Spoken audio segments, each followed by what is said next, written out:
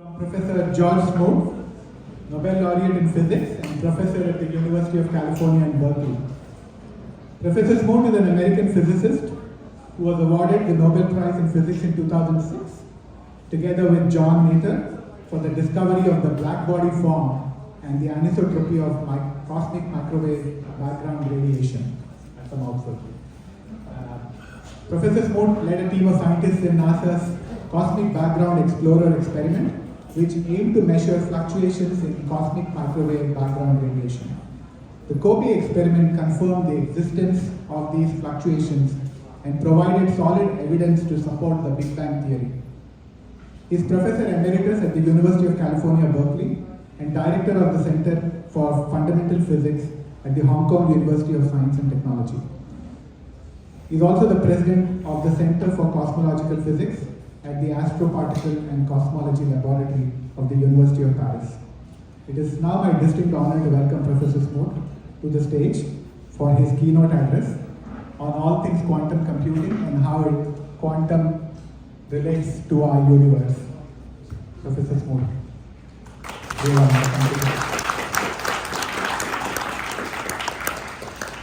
Thank you very much. It's a pleasure to be here.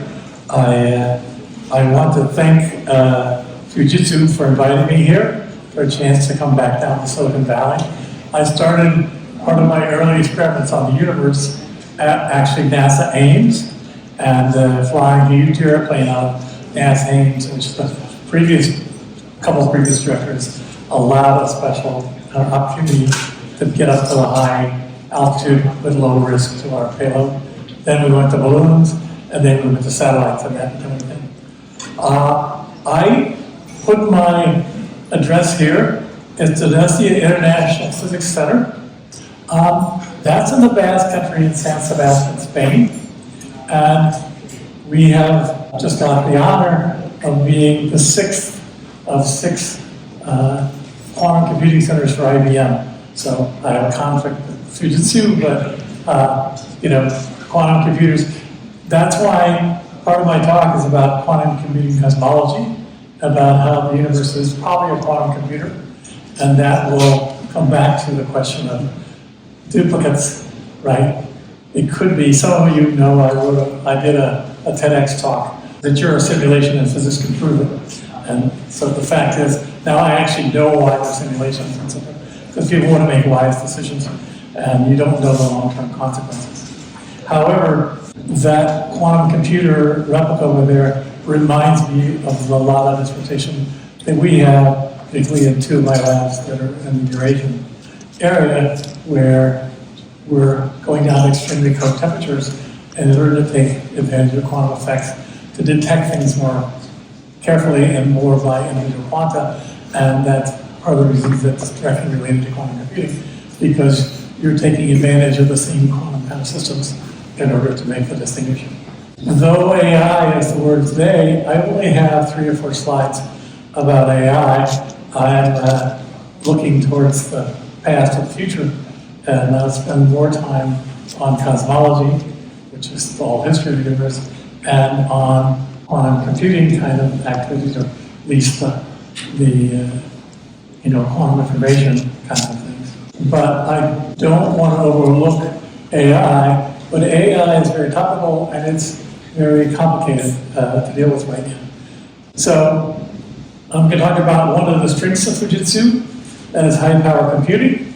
Most of the high-power computing that I've done have been on American computers, because my funding came from the Department of Energy or NASA or the NSF. And only some of our collaborators are Japanese, so only some of them things are done on the big Fujitsu kinds of stuff.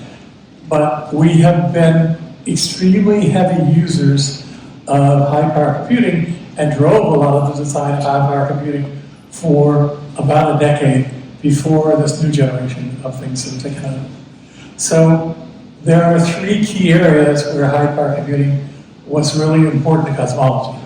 And the first was analyzing observational data. And the high-power computing is used to process data collected from telescopes.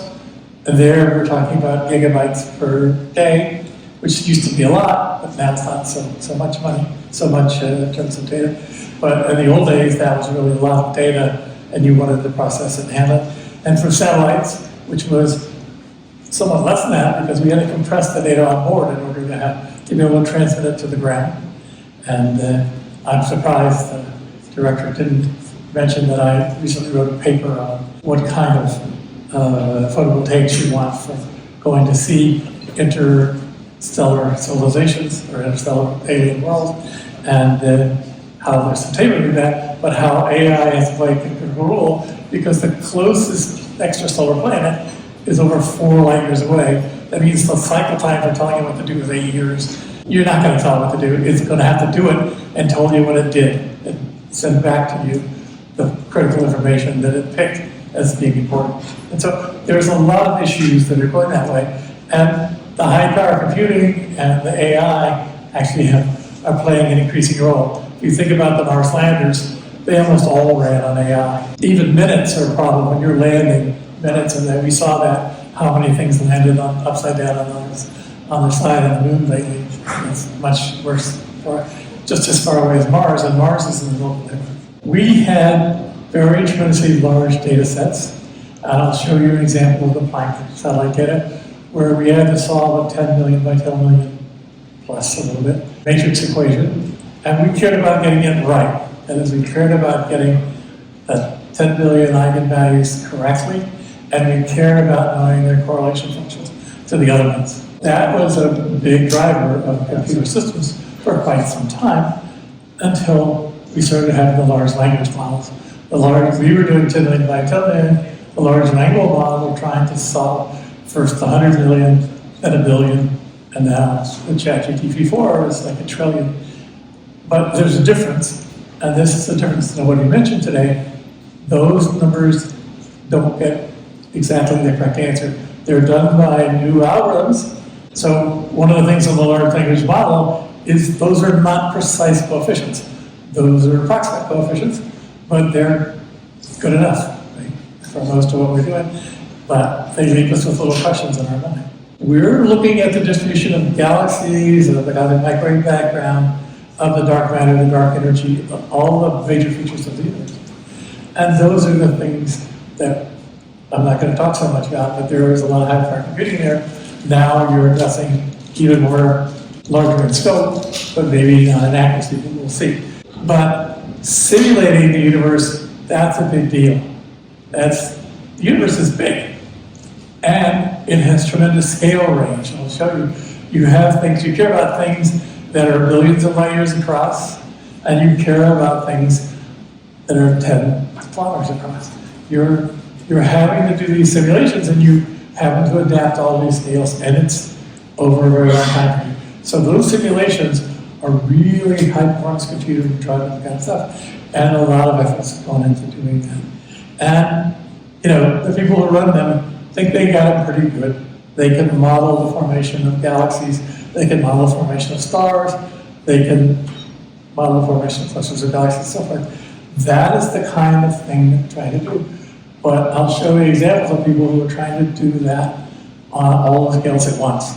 And that's a really major undertaking, but they're making a valid attempt to do it. But that's not all. You've got your observations, and you've got your simulations, and you want to compare them, and you want to find out what simulations most well fit the observations you have. And in order to do that, you have a multi-dimensional thing, and I'll show you the example. Here's only 10 dimensions that you have to be picking parameters in and doing that kind of stuff to compare to it for the set of the quality data we have now. Eventually it'll be 14 dimensions. What you do is a thing that we call the Markov chain Monte Carlo. That is, you do the Monte Carlo over a big grid, you find out roughly where you think the answer is, and you do a bunch more simulations in a narrower grid and so forth, and then you try and fit to that and see what gives you the best answer. And that's great, but just like other humans who are doing the AI and everything else, the first thing they question is, do we have the model right? Do we have the observations right? Is there some part missing? It's not like, did we get the simulations right? That's it. But you'll see that in a second. All right, so now I'll give you a quiz. I'll tell you the answer to part of this quiz later, just to pay attention. Okay, so here's the first quiz. What is the quantum no-plumbing theorem? Why would that theorem cause the Chinese government to invest billions of dollars in US in it, right? And the people are trying to do that. So that one you have to ask me what the answer is, but I'll tell you if you want. Okay, how does the no-plumbing theorem prove that human teleportation is not possible? Okay, I know you've seen Star Trek, and I know you know they had quantum, they had Heisenberg compensators to overcome the fundamental quantum undeterminacy and uncertainty. But how come this still makes that not possible? There is a trick. I'll give you a hint. There's a trick. If you destroy the person while you're creating another copy of the person, that's almost okay. Just don't make any mistakes, right? So, how are we going to get around this for quantum computing? And this is very important because in normal computing, if we're running a big calculation that takes a week or 2 weeks or a huge amount of stuff time to that, we do what we call checkpointing. We stop the code, we write all the data out onto a disk or someplace, and we start running it again because if the system fails somewhere, we don't want to lose the whole calculation, we only lose it to a certain point. And you do that periodically so that you don't waste more than a day or two of thousands of processors running. Right? Well, how do you do that with a quantum computer? That's a little bit difficulty. Okay, so the last part of the question is the hint. This is a little complicated to show. How does this show the universe is simply a quantum computer? Is my speculation that we're just a simulation, is that really validated by the things that I'll show you that shows that the universe is a quantum computer and it's got a natural readout? And so we don't have to mess up the calculations. We can look and see what's going on and see the whole run of human civilization. Okay, that would be neat, right? Who figured that out? And why would they do enough simulations that we're likely to be in simulation instead of it? So that's a quiz to sort of make you pay attention a little bit later. Now we're going to go off and do some other stuff for a while, and we'll come back to that. Okay, so in the middle on the right is the 10 million pixel map that represents a lot of my life work, although also another 1,000 people work. By the time I got, when I was doing some at Ames, there was 2 of us. When I was doing stuff with the first satellite, there was, it started out a few of us and got up to 20, and now it's like 1,000 people who were doing it by the time we got the planet. Well, there's 10 million pixels there. If you're good with your eyes, and you can do a Fourier transform, you will see there are fluctuations on all scale of roughly equal magnitude, except when you get down to what we call the sound horizon. That is, how far a sound wave could have traveled since the beginning of the universe. There's a light horizon, and the sound horizon, which is somewhat smaller because the speed of sound in the early universe is less than a third of the speed of light, about a third of the speed of light. And you can see sort of bumps there. Those are those sound waves, and then you start seeing the attenuated, and that's because things that can move around can get dissipated, and sound waves can dissipate stuff. But before that, you're seeing the original perturbations, and those perturbations are roughly independent of scale, but they're roughly at a part in 10,000 of the scale. So what you're really seeing is there are fluctuations in the fabric of space-time at a part in 10,000, but the rest of the universe is pretty uniform until you get to the scales, size of galaxies, and it's pretty much dropped away and there's much fewer stuff. And so, how can that be described by stuff? Well, we have a really simple model. It's called the Lambda-CDM, or the cosmological constant whole dark matter model, that really describes the universe extremely well with only 6 parameters.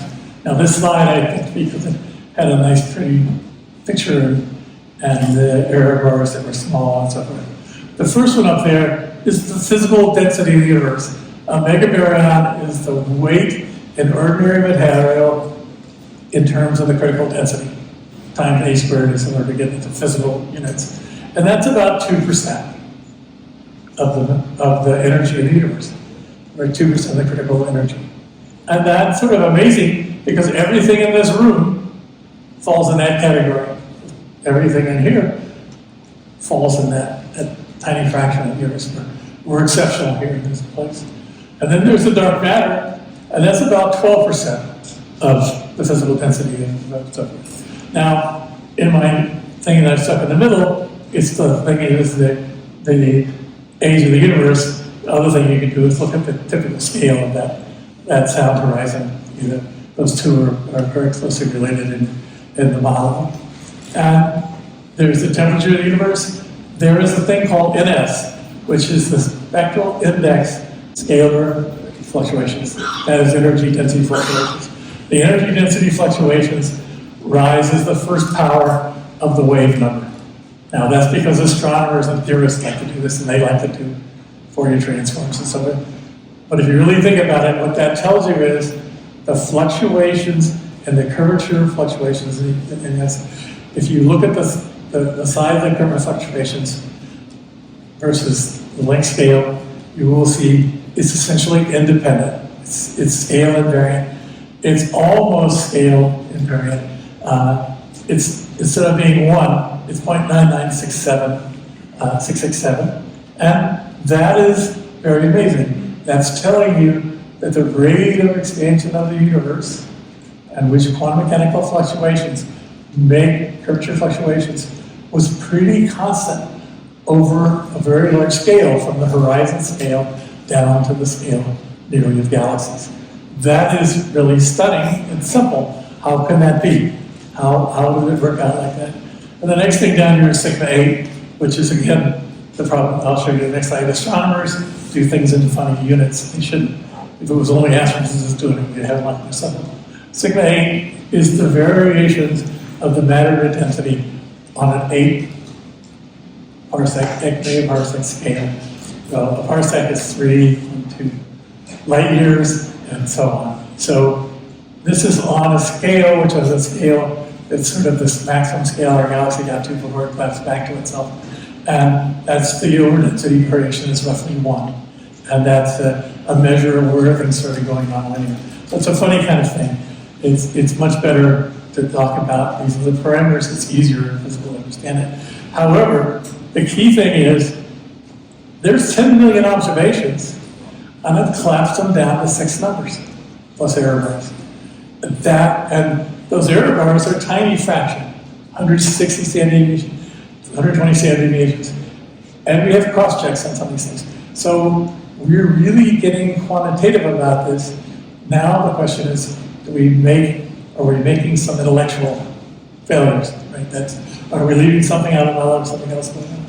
And it's quite spectacular. So here's another example of how astronomers put things on a funny scale, right? Again, where it should be scale invariance over here on the left, coming up, you notice the slope, the straight line slope. That's the large angular scale. It's measured here, you can see satellites, and with a ground-based observer at the South Pole, and so on. These various detectors on the top, and these various things you're looking at, from clusters of galaxy to a set of galaxies to a part of a galaxy and clusters of stars and so forth. You look at them in various scales. On the scale is the mass scale. So this is a galaxy scale. Over there is inside the horizon of the universe scale. Inside 10 billion light years in every direction. That's how much total mass there is. And you can see the variation drops out.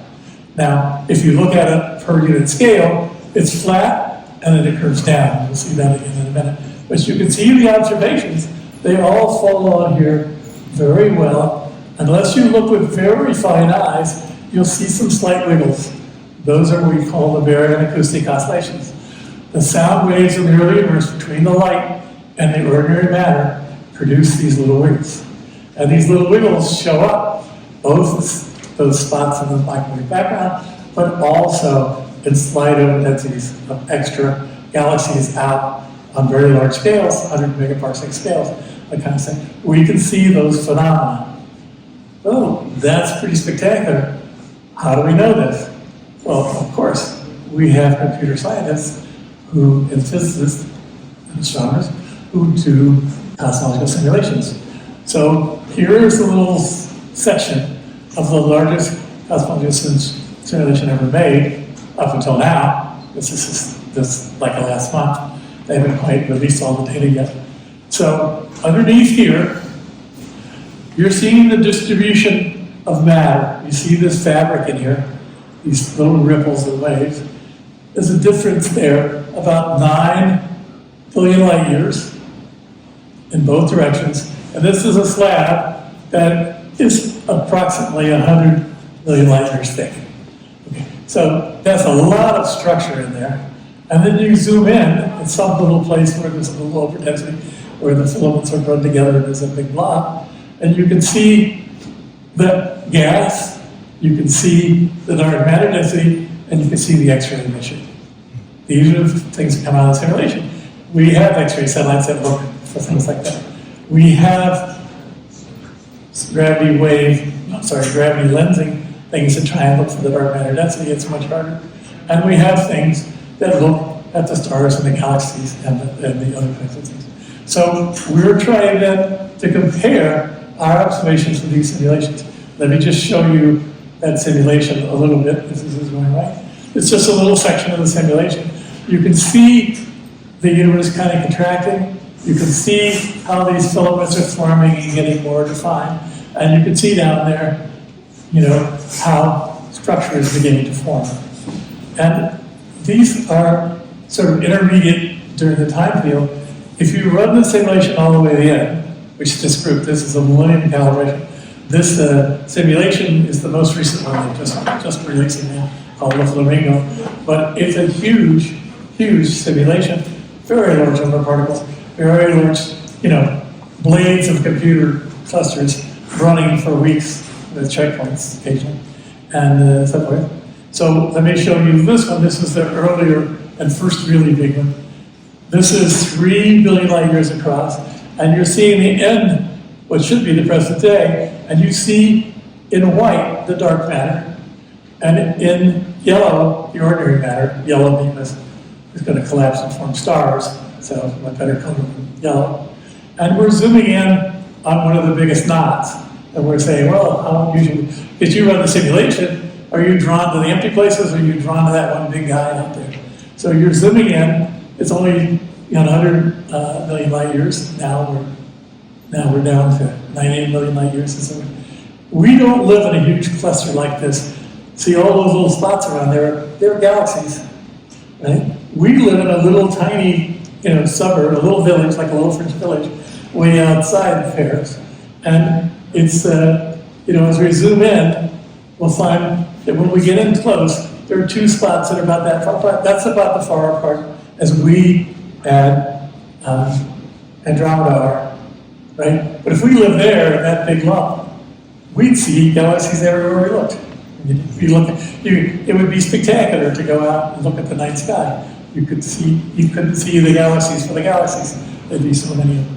So this is the Millennium. This particular one was put out by the Max Planck group, but that's where most of the servers were. And so this is really spectacular because we kind of see this structure when we look out at the sky and so forth. But now we want to get the details and see we got it right. And hopefully this works. Okay, so now you see the expanding universe. It expands, the overdensity starts pulling it back down. It's like throwing a ball up. It's going to come back down to the Earth. Some escape if we can throw it away. But this distance comes back down, and it starts forming a galaxy. And you see the galaxy form. And what you see is there's a big thing that's the galaxy, but there's smaller scale substructure. Because there's nothing that picks out a particular scale as long as you're, either in the parallel region here or the parallel region. Nothing picks it out. So there should be a whole bunch of little dwarf galaxies going around us. So this is the beginning of the thing that caused people to start worrying about 15 years ago. It's called the dwarf galaxy, the missing dwarf galaxy problem, or the dwarf galaxy problem. So the dwarf galaxy problem is, here's the simulation on the left, here's what we observed on the right, okay? There should be 1,000 small objects around us, but we only see about 25. This isn't so bad. When I was young, when we first started thinking about this problem, we only saw 5. So we made a lot of progress. We had 5 times as many, but we needed, 500 times as many. It's 250 times as many. The issue is, where are the dwarf galaxies, right? Well, let's see. There were 2 solutions that were put up right away. Blame astrophysics. That is, these early simulations don't have the effect of what happens when you start breaking the hydrogen and helium gas, primordial gases together and forming stars. Maybe those hot stars blow stuff up and do that. I'll show you a simulation of that one. And so maybe it isn't just cold dark matter. Maybe there is some warm dark matter. Well, what's warm dark matter? That is, cold dark matter is something that's probably heavier than a proton or neutron, which are basically around 10 to the 9th electron volts. What if I had something at 2 electron volts or 30 electron volts? What would happen? They can escape. Their kinetic energies are higher, so they can escape away from the gas cloud that's too small. And so instead of staying in here with the perturbations that are independent of scale, or at astronomer speak, n equals 1, because it's density there instead of curvature, they go away. And you would say, okay, I'm going to get objects up to that, and they're going to disappear. Or objects up to there, and they're going to disappear. Or if it's cold dark matter, I get all those objects, right? So I don't make it so cold, I don't make it heavy stuff, I make it light stuff. Well, that's a good idea, and you could do the simulations, and it's pretty straightforward. You see the simulations on the right. Well, that runs into a certain amount of problems. We have extra things to look at. We have quasars from your universe. We think when galaxies first form, they often have a big black hole in the center, and stuff falling into the center creates this extremely bright light. We call them quasars, quasi-stellar objects. They're very bright. They make very bright light. You can look at that light, and you can see absorption lines of the gas that's between us and those things, and it shows up. And you can make a prediction. You can make a prediction here in the light green of what would happen if it's really cold dark matter. You see there's a lot of high frequency and higher peaks. It's fairly obvious as you get further out. And then what if you put in 2 keV and a 1 keV light particle, and you can see there's less power. But some of the quasar lines of sight show a lot of power. So what does that mean? So it means we're still stuck trying to figure out what's going on. But it looks like we can't have stuff below 3 keV, 3.3 keV on this chart. And so what happens, right? How do we explain this? Well, we got to blame more stuff, right? We can blame more astrophysics, that we can have a little bit of stuff, a little bit of light stuff, and it leaks away. And the formation of stars makes things more complicated. And you can blame the observations too. It's clear those guys didn't find those dwarf galaxies around us for a long time. It's true. I mean, in my lifetime, I remember when there weren't very many dwarf galaxies. And now 25 seems like a lot to me, but it's still a lot less than 1,000. And here's the magnetic, large magnetic cloud, small magnetic cloud, all these things that you're looking for. There are small galaxies around us, but it's not clear where they came from, where they came when we were formed, or they got sucked in later. And I'll show you that a little bit later on. So, you notice that the simulators still haven't blamed the simulations yet. It's still the other guy's fault. Okay, so what about using gravitational lensing? We have a faraway quasar, some point-like object.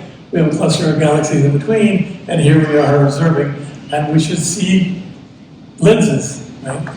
We should see the light being bent as the light goes past this cluster of galaxies. Now, the cluster of galaxies is actually pretty small on the scale, but it's drawn to look big. And you can then project basically onto a plane, see what the gravitational potential is in 2 dimensions as opposed to 3, and the derivatives of that tell you the magnification matrix. And you can do a prediction just using that very simply of what the pattern should look like. And you look at the pattern, and it should look like the one here on the left, but it looks like the one on the right.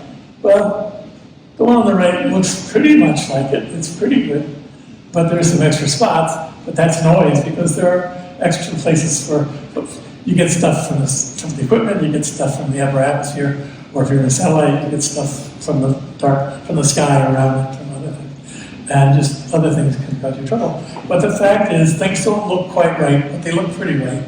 And you can do other things. You can look to see that the brightness you see look right. And the answer is, it doesn't look quite right. The flux ratios in 7 of the lenses where they have 4 elements, so you have some idea what the ratio should be. They were off typically 2%, 2 plus or minus 5%. Can't go 2 minus 1.5% plus 5%. And that doesn't seem right unless there's a bunch of substructure in the halo you don't see, and that can cause a flux anomaly. And so we've been worried about stuff, and so we make up stuff. So this is what me and some of my grad students and postdocs and colleagues have been doing, is saying, hey, is it possible some of the dark matter is quantum mechanical? Well, the idea is if you have a very light particle, say 10 to the minus 22 electron volts, right? Remember, a proton is 10 to the, it's basically a billion electron volts. An electron is 500,000 electron volts, right? This is really lightweight stuff. So its Compton wavelength and its de Broglie wavelength, if it's moving in orbital velocities of our galaxy, is comparable to the scale of the galaxies in the sense it's like 1,000 light years. And if it's a heavy mass, it's a little more cramped together. It's a big mass, it's more. So dwarf galaxies should be puffed up more, and big galaxies like ours should have a more central core, and so forth. So once you start saying, oh, quantum mechanics can play a role in the universe, it's a downhill slope. Right? In this case, the quantum pressure becomes a real thing. The fact that you have a wavelength creates a certain pressure that keeps you from collapsing the core of the galaxy together. And I will show you a little bit later slides, the prediction from simple cold dark matter without any gas physics in it is it should peak up in the center, but it doesn't. It goes up towards the center and then it rolls over. And so if this would take care of it. So it looks sort of like warm dark matter, but it's a lot more complicated because not only do you have to solve simply the gravitational attraction of things, you have to include the mechanical things. So it's a Schrodinger or boson equation with gravitation in it. And it's this thing is sometimes called fuzzy dark matter or wave dark matter. It's just causes trouble. So here's a early simulation of that that shows you what it would look like. Here in the center, we're looking here of this cluster where filaments have intersected. You get a cluster where a galaxy or cluster galaxy forms. And in the center is the Bose-Einstein condensate, because I didn't tell you that this has to be a spin 0 or spin 1 kind of object so we can condensate. Then it's like one particle, 10 to the 122 particles are like one particle. They just find this one solution, and they find a solution which is gravity, the gravity atom, basically. But you also get extra excited states that are outflows and predicted part of it. And then you get the filaments coming out, and these filaments show waves in them. These are traveling waves across there, which are from the de Broglie and the Compton waves. So you find structure in the middle, which is set by the de Broglie scale and the extended de Broglie scale for the slightly excited states, and then you find the filaments going like that. So let me show you a simple version of a center.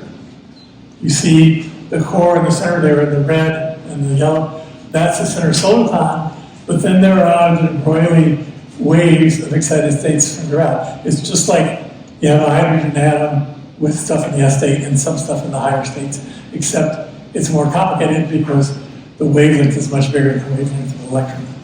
And so that's the kind of thing you can see. So we've done these simulations to compare what's called the WEMPs, the weakly dark matter, weakly interacting dark matter, or weakly interacting massive particle, things heavier than protons. And those are shown along the top.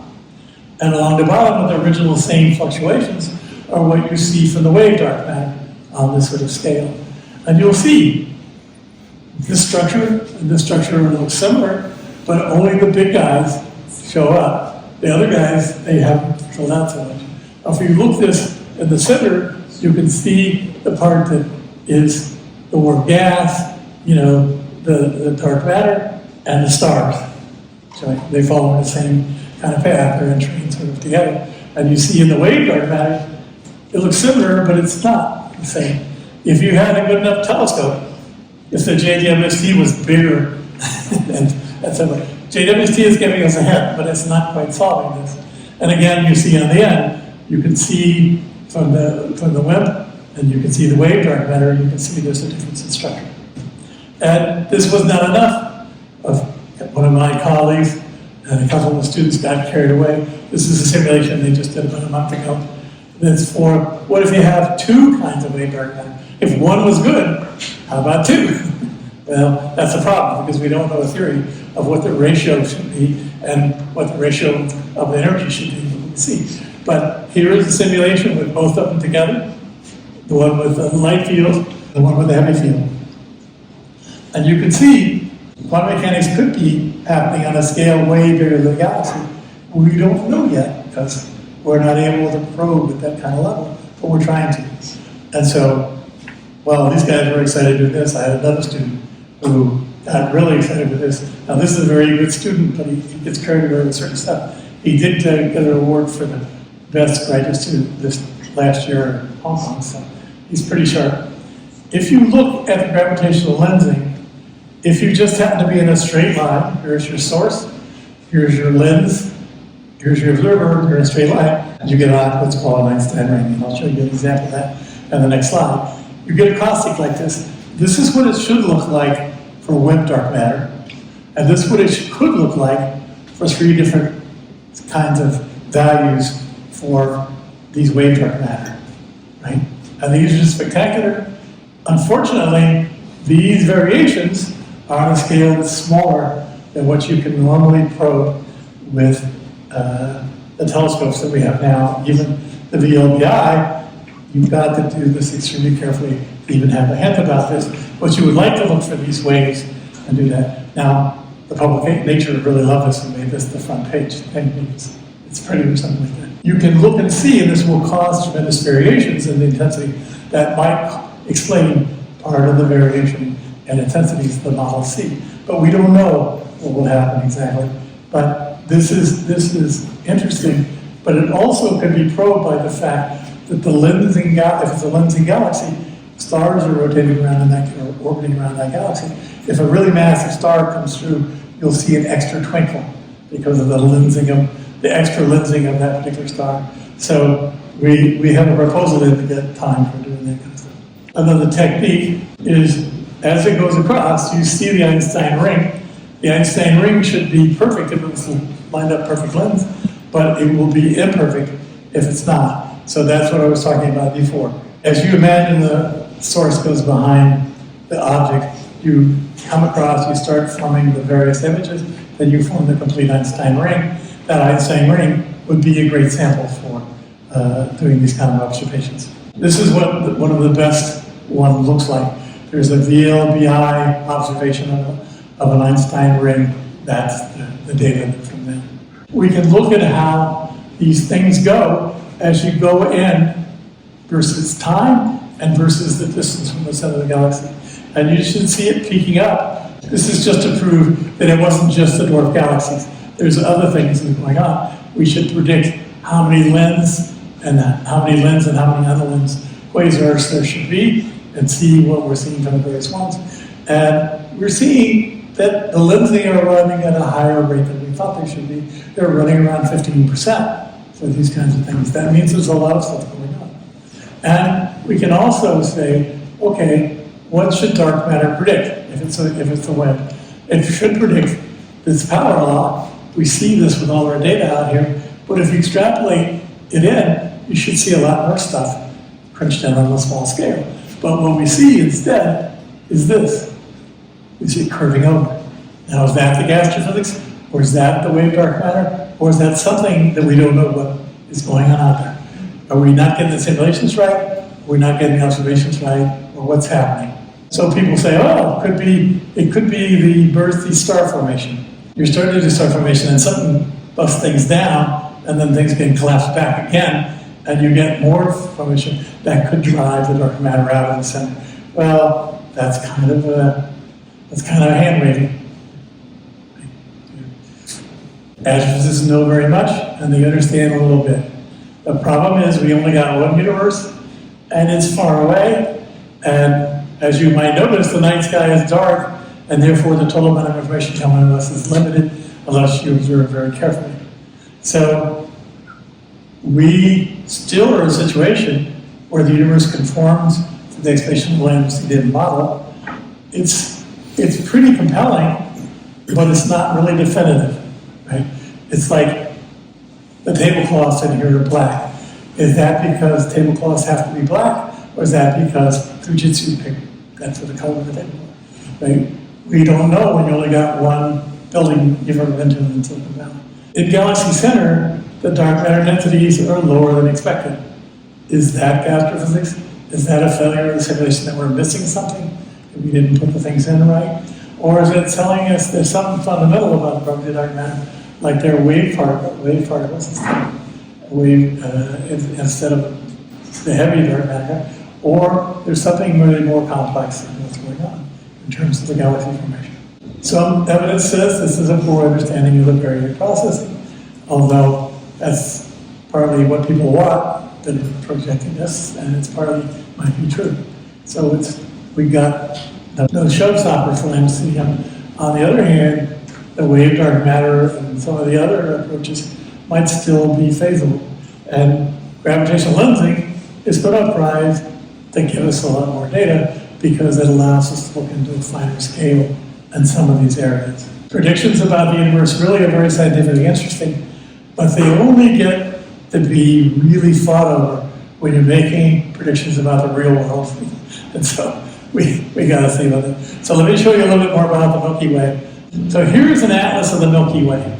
We live in a spiral galaxy, and the spiral galaxy is pretty flat. It's still got waves in it, which are the spiral arms. It's got a central bulge, and there's a big central bulge in here, which would be the grade for a soliton. And then this is central bulge is from clusters of stars, and there's a halo around it because the dark matter doesn't lay flat in the disk. It actually is much more elliptical around us, and that's how it looks. But if you look more carefully, you will see there are a few globular clusters on the outside, but there are definitely dwarf galaxies further out, and there are stellar streams. And the stellar streams are kind of interesting because they're telling you that these galaxies have come in and joined our galaxy. They weren't there from the beginning, or something has perturbed them, because something has perturbed Earth. Some of them, when you look at their stellar streams, clearly have orbited through our galaxy. There could have been a time, if you were out looking at the right time, hundreds of millions of years ago, when there was a dwarf galaxy coming through, and you would have seen this dwarf galaxy coming through the plane of the galaxy, maybe in our neighborhood, because we live out about this far, so there could have been one that went through that far. So I want to talk a little bit about the holographic principle. So most of you know the holographic principle from your credit card, that you hold it up and the little eagle or the whatever it is stands out and it looks like a three-dimensional object, and it's coming from a flat piece that's on your credit card. And so the holographic principle is the idea that the universe is really not the 3 dimensions we think it is, but it's only 2 dimensions. And that we're seeing a projection of a 3-dimensional universe in, from a 2-dimensional source. And we take it to be 3-dimensional, but that's because we are roots and, we fall for it. You can buy this on Alibaba for about $100. Ja, neue Tipp. This is a hologram. You can buy this for $100.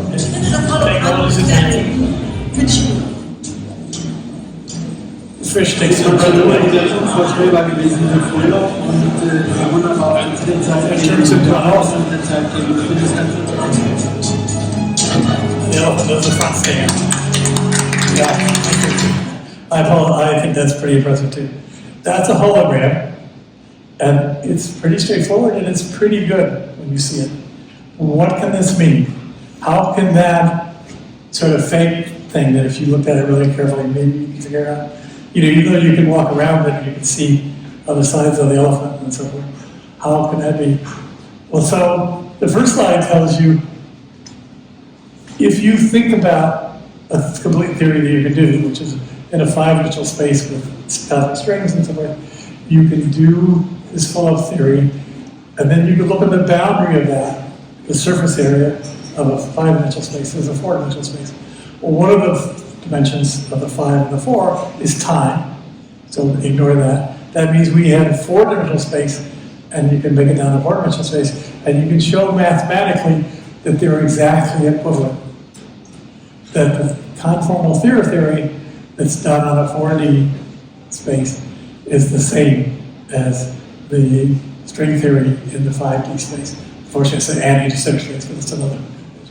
So it is an interesting place where the math, you can actually do the mathematical proof and show strength.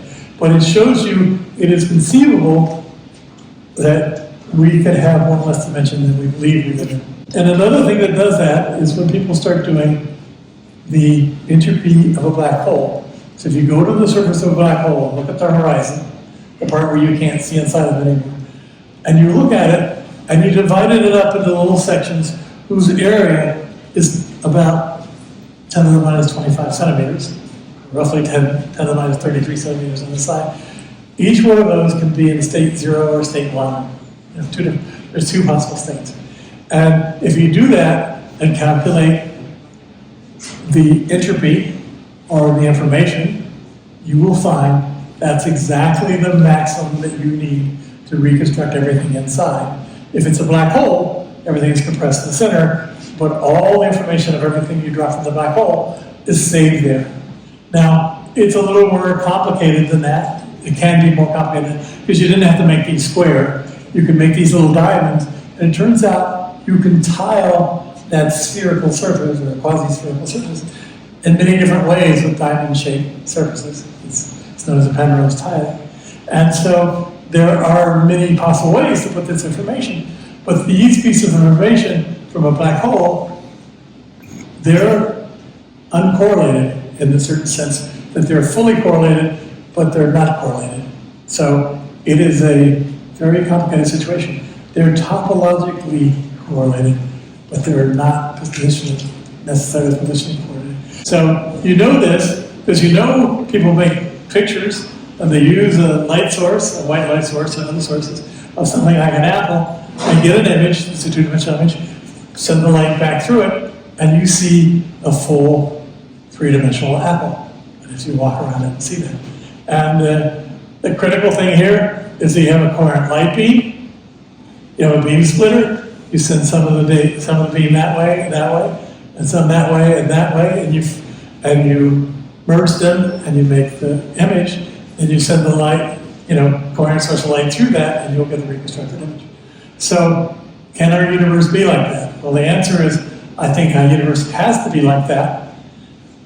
Now, this is very relevant when it comes to the issues of quantum computing, because if you're going to start talking about a really big quantum computer with lots of stuff, you're going to have to think about how is the entangled entropy handled? Is it a geometrical effect, or is it a... And if you want the data to be robust, do you make it so that each bit is important, or do you make it so that all the information is spread over all the bits, so that if one bit is corrupted, you get almost the right answer? So that's an issue there. So the quantum information and the entanglement entropy are really what we call boundary thermodynamics. That is, the whole idea of entropy came from thermodynamics, and then later on, the von Neumann entropy and so forth.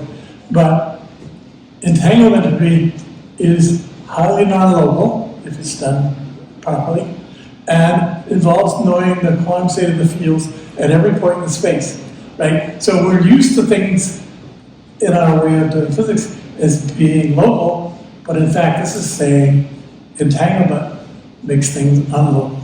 And that becomes a contradiction. It's the really big contradiction in quantum mechanics. And how do we take care of that? And when I look at this, it looks to me like the matter and radiation of the universe are just kind of like foam on the sea compared to the quantum entanglement and stuff. It's extra entropy caused by the fluid bouncing around. It's a really different kind of thing. You can look at this in gory detail. It really says that when you start studying these things, the quantum operators that are involved are the quantum operators that involve, a boundary change. Something like a twist on a ribbon, right? That's a boundary change, but not a point change, because the twist can move around anywhere and it's still the same information. So there's a lot of complication and sophistication here. So when you get to real quantum computing, you have to say, how complicated am I going to go? What am I going to do in the first phases? How am I going to guard the quality of my data in order to see things better? I want to say the entropy of horizons is maximal. That turns out to be a fundamental aspect. When you use that, you find out that you automatically get general relativity as a result of what's the things going on. Because you can see that the holographic quantum containment is actually defining space-time. Without that, you don't have space-time. But as soon as you start having a space-time, you automatically end up getting general relativity. So it's a very complicated, closing in on itself system in terms of what happens. We have lots of studies in the black hole, not so many studies of the horizon of the universe, but in fact, that's the big one. That's the one, if you were running a universe simulation, you could sit on the horizon and just read out what was going on inside and never perturb the experiment. You can see how the simulation is going on. So it's maximal, and it has to do with a deep tie between thermodynamics and gravity. And it's more complicated because most of it's on the boundary, and it's tricky. You have to be very careful in defining things. So here's the way we usually think about sort of space, that there's a present time, a flat sheet here, a present time, the space going in one direction, time going the other direction. There's space in two of the three vectors. And there's a future light cone and a past light cone. Everything that can affect that point is in the future light cone. Most of it's on the boundary of the light cone. Everything that can affect the future is on the outgoing light cone. And that's interesting. But what about two objects that went through the origin at the same time, but at different speeds? They have different light cones, and their intersection is different. So you have to be careful about how you define what boundary it is that's causing the definition of the horizon, and therefore the entanglement between those. They're inside the same horizon, the same place. They're highly entangled here. They're less entangled when they get further into the future. So what does that mean? Well, it means they're further apart. Or it means something even more complicated. All right, so let me answer a couple of questions in the quiz, and then I got a couple more things to do, and then we can try and finish up. So the no-cloning theorem states it's impossible to create an exact copy of an arbitrary unknown quantum state. So that is, you're in the middle of a quantum calculation, you don't know what the quantum state is in there, but you want to do a checkpoint. You can't make an exact copy of what's there because you don't know, and you can't know until you do something that perturbs the system or disturbs part of the entanglement. And so you can't make a copy of it without destroying it. And so therefore you have to do it very carefully. That's why you can't do the teleportation. You have no way to transfer a person's consciousness or physical body from one location to another instantaneously. The only way you could do that is if you destroyed the one person when you somehow got him somewhere else. And that's a really difficult problem.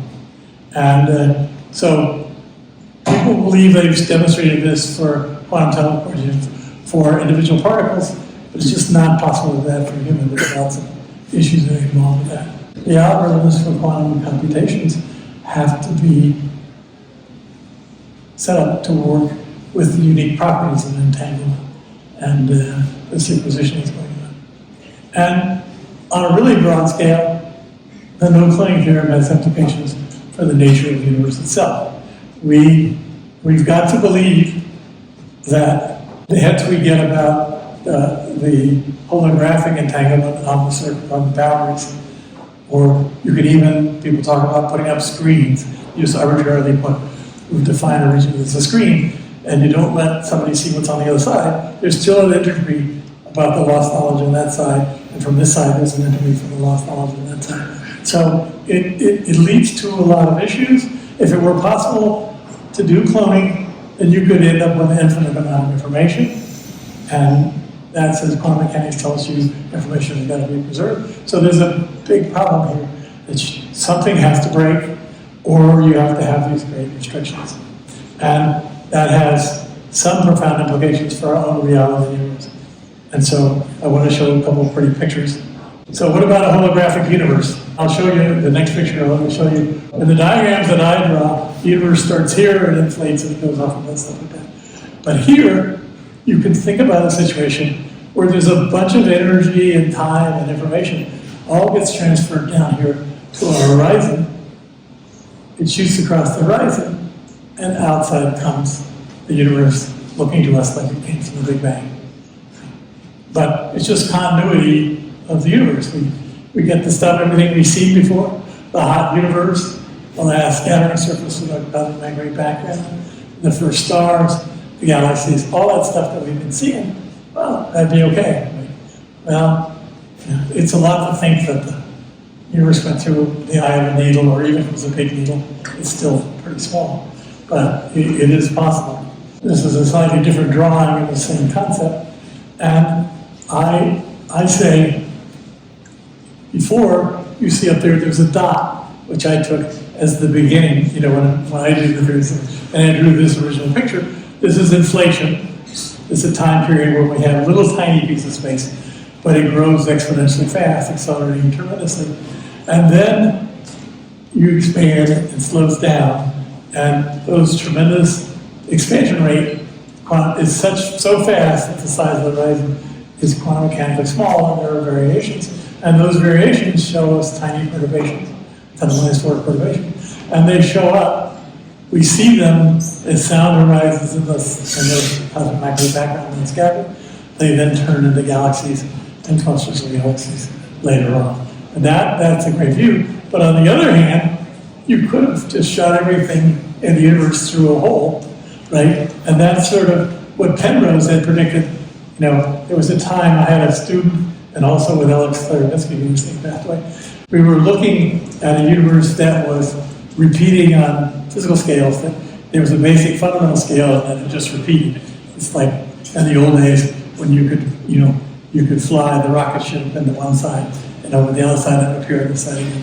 There was a boundary for the universe. And he said, well, it could be the same rolling effect for time. And I thought that's a brilliant idea. When I was working on it, did not think about the long-term dimension. But then when we did the studies, the data doesn't support it. But this is a similar kind of idea, except you'd really like the stuff to fold back down and focus through in that situation. So we don't know what's going on here, but we know that the universe is pretty interesting, and we know the quantum computing part of it is really going to be a fundamental aspect of what's going on. Tom has 3 slides about AI, and I want to say we're at a really amazing and critical time in the history of humans. We finally created a competitor, right? Somebody, a worthy competitor, in the sense that AI is a worthy competitor or a worthy helpmate, right? It's your choice of what you want to think. And I think the first thing you've got to realize, we have to take advantage of this situation. And the other thing is you have to realize one of the reasons you're here at Fujitsu is because the quality of the company and the care of the company are going to matter with AI, right? I've been watching the Waymo cars driving around the Bay Area for many years, and I got to tell you, the quality of the car does reflect the quality of the organization. It's very clear. There are some other cars I've seen drive around that also reflect the quality of the organization. They're not nearly as good. And so one of the things you should be thinking about is we're doing AI, but we have to realize that AI has enormous potential value for solving a lot of humanity's greatest challenges, and it could be a very good and important collaborator with humans for sustaining development goals. AI can help improve access to education, healthcare, clean water, fight against climate change, poverty, hunger. It's essential that the AI be developed and used in an ethical, responsible manner to avoid the many unintended negative consequences that could come out. There will be people who won't do that, and there will be negative consequences. So there are very simple things that we can do. You can already do these now. AI can make a better Earth and environment already. We're in a situation where it can. It can invite, it can help us address, they don't have to do everything, but it can help us address a lot of the fundamental climate problems, right? So AI can be used to analyze the huge amount of data that's coming in. We're getting more and more data about the climate change, and say where the change patterns are happening more quickly, where the biggest dangers are, and try to encourage policymakers and scientists to develop really effective strategies to deal with those problems. Conservation and biodiversity. It's not good for humans that climate change is truly threatening the biodiversity on the Earth. 80% of all the animals live in forests, but we've already cut down 46% of the forest. That is an unbelievable change. We know that means huge numbers of species are going to go extinct unless we make an effort to control that. Some of them, it would be a cultural loss, but some of them, that will be an actual catastrophic economic and lifetime. So AI can help farmers improve yield, waste management. AI can help us with this kind of stuff. Energy efficiency. There's a lot of things. You can make a long list that goes off the bottom of the page. AI has the potential to help humans track what's going on and fix that. And that's something that's actually a good thing to do. And you won't have much argument about that. The problem is, to get people to understand that it's really important to do now. And we had the last discussion on a regenerative society that's empowered by converging technologies. Well, the fact is we do have a lot of technologies that are converging. If you're well-off rich person living in an environmentally stable place, your future looks very good. Medicine is going to be improved. I've seen people who are using AI to discover new drugs, using the AlphaFold, and then doing this stuff. There are already 2 drugs that made it, to human trials in less than 2 years, and there's 4 more that I know about, and probably 6 more drugs that are under clinical trials. Very much more rapid. Bringing new pharmaceuticals to market was taking longer and being more expensive. It's like $1 billion to bring it. Now you can think about doing it in about a tenth to a fifth of the time and at a much lower cost. And therefore, it could mean we can solve a lot of issues of diseases. We can afford to give medical treatment to people we couldn't afford to before because the drugs were too expensive to make. So we have a lot of potential, and it's an opportunity that developing this technology and applying it well really exists right now. We got these converging technologies, we've got the potential for collaboration, and we have the potential for making the situation in the world a lot better. So I believe that if we use our brains some and cooperate, we can build a more sustainable and equitable society that benefits all the members of society. Better off will always get better, but you can make it better for everyone. And that's what we have to do. And I want to thank people for staying for my extra amount of talk, and for Fujitsu for inviting me here to see what's going on, but also having a chance to tell you how I think. Thank you.